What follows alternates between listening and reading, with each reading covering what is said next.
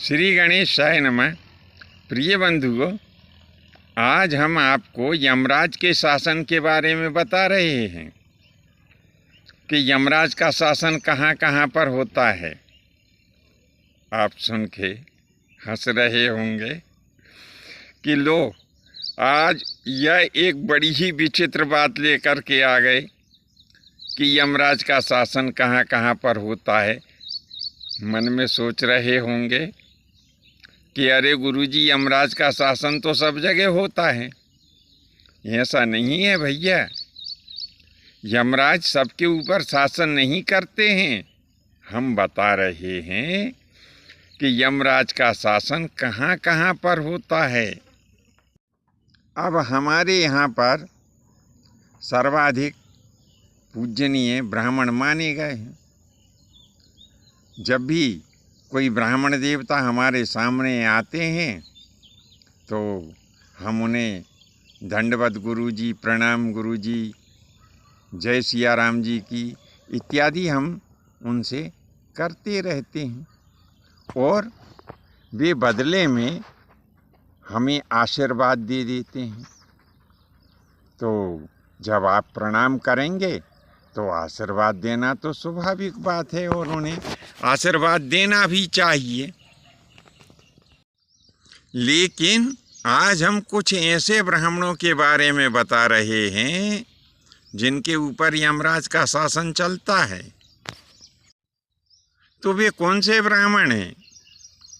जो ब्राह्मण ब्रह्म मुहूर्त में उठ करके और अपनी शैया का त्याग नहीं करता, सूर्य उदय होने के पश्चात तक सोता रहता है, जो ब्रह्म मुहूर्त में स्नान नहीं करता, जो गायत्री का जाप नहीं करता है, जो ब्राह्मण अपने माता पिता और गुरु के चरण वंदन नहीं करता, जो अपने इष्ट देवता का ध्यान नहीं करता और जो सत्शास्त्रों का पठन पाठन नहीं करता, जो ब्राह्मण गाय की सेवा नहीं करता, ऐसे ब्राह्मणों के ऊपर यमराज का शासन चलता है। अब जो क्षत्रिय अपने आप को कहते हैं लेकिन जो गौ और ब्राह्मण तथा कन्या और धर्म की रक्षा नहीं करते हैं और वे जो उन सब जीवों की रक्षा नहीं करते हैं, वे ऐसे क्षत्रियों के ऊपर यमराज शासन करते हैं।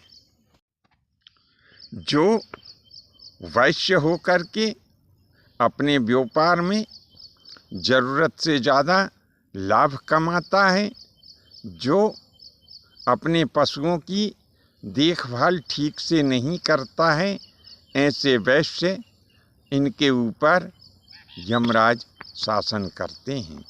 वह स्त्री जो अपने सास ससुर और पति का अपमान करती है, इनकी आज्ञा का पालन नहीं करती है, इनके ऊपर यमराज का शासन चलता रहता है।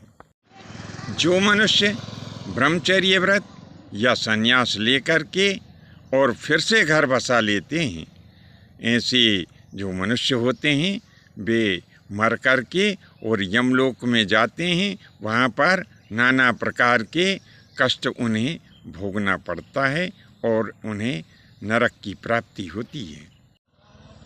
जो पुरुष पराया धन, पराई स्त्री, पराई जमीन जायदाद का हरण कर लेते हैं, ऐसे मनुष्य मृत्यु के पश्चात यमराज के यहाँ जाकर के नरक का भोग भोगा करते हैं। कई लोग ऐसे भी हैं जो कि गर्भ की जांच करवाते हैं और यदि मनचाहा शिशु उस गर्भ में नहीं होता है तो उसे गिरवा देते हैं। मान लो किसी को कन्या की आकांक्षा हो और गर्भ में पुत्र आ जाए, और किसी को पुत्र की आकांक्षा हो और गर्भ में कन्या आ जाए, तो कई लोग ऐसे होते हैं जो गर्भ को गिरवा देते हैं और कई लोग ऐसे भी होते हैं जो गर्भ को गिराते हैं, कई लोग ऐसे भी होते हैं कि जो गर्भ को गिराने की प्रेरणा देते हैं।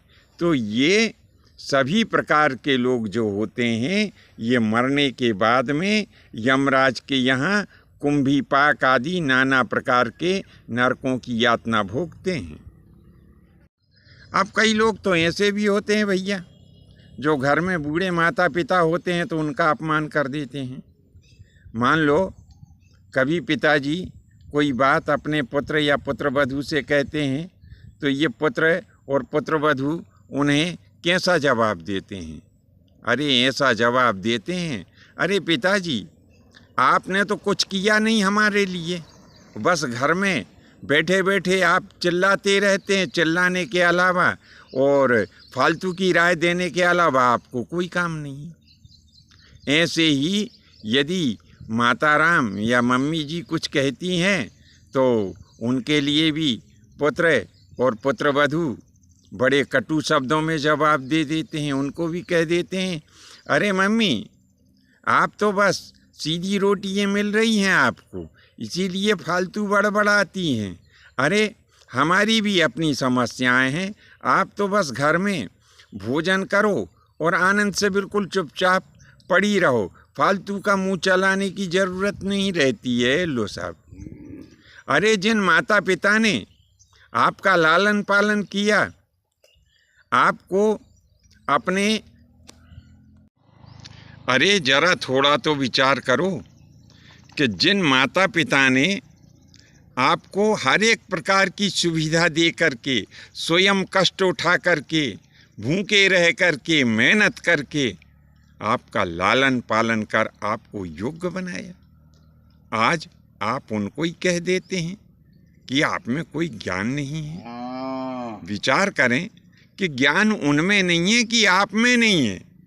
तो ऐसे अपने माता पिता को अपमानित करने वाले जो पुत्र या पुत्रवधू अथवा पुत्रियां होती है वे यमराज के यहाँ जा कर के और नाना प्रकार के दंड प्राप्त कर नरकगामी होते हैं। अब बहुत से शिष्य ऐसे होते हैं जो अपने गुरु को ही अपमानित कर देते हैं, वो गुरु को ही जवाब दे देते हैं, कहते हैं अरे बस गुरुजी रहने दो, आप में ज्ञान मान कुछ नहीं है।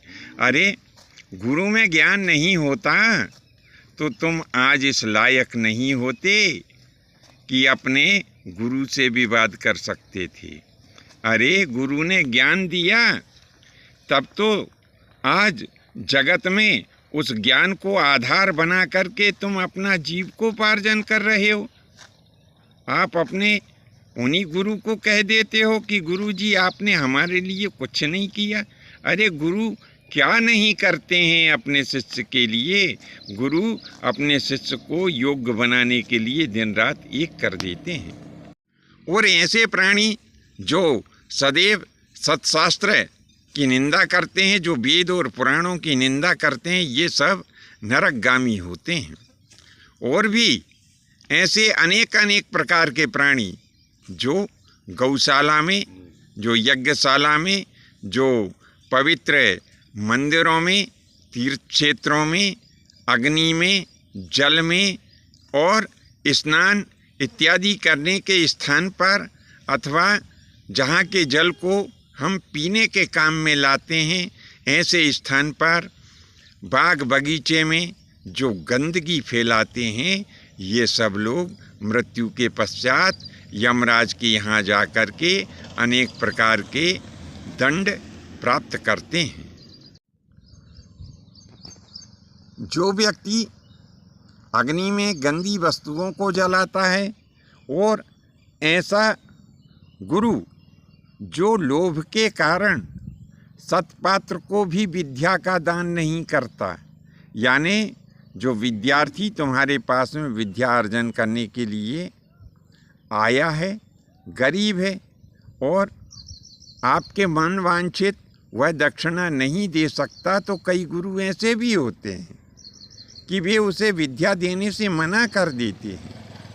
तो ऐसे गुरु भी मृत्यु के पश्चात और यमराज के यहाँ जा कर के दंड को प्राप्त करते हैं। जो शिष्य या पुत्र अपने गुरु या माता पिता की या पूज्य जनों की सेवा नहीं करते हैं, वे मृत्यु के पश्चात यमराज के यहाँ जाकर के अनेक प्रकार की यातनाओं को भोगते हैं। जो मनुष्य अपेय वस्तु को पी जाते हैं, ऐसे लोग, और जो सुपात्र को दान नहीं देते हैं, जो अतिथि का पूजन नहीं करते हैं, जो अपने इष्ट देवी देवता, जो अपने कुल देवी देवता, जो ग्राम के देवी देवता अथवा जो स्थान के देवी देवता हैं, तो जो इनका पूजन नहीं करते, जो इनका ध्यान नहीं करते, जो अपने गुरु के द्वारा दिए गए गुरु मंत्र का जाप नहीं करते, और जो कभी भी भगवान श्री हरि का स्मरण नहीं करते, ऐसे प्राणी मृत्यु के पश्चात यमराज के यहाँ जाकर के नाना प्रकार के नरकों की अनेकों यातनाओं को भोगते हुए फिर मनुष्य लोक में आकर के बड़ी ही दुर्गतिजन्य योनियों में जन्म लेते हैं। तो बंधुओं, यह प्रस्तुत विषय वस्तु आपको कैसी लगी?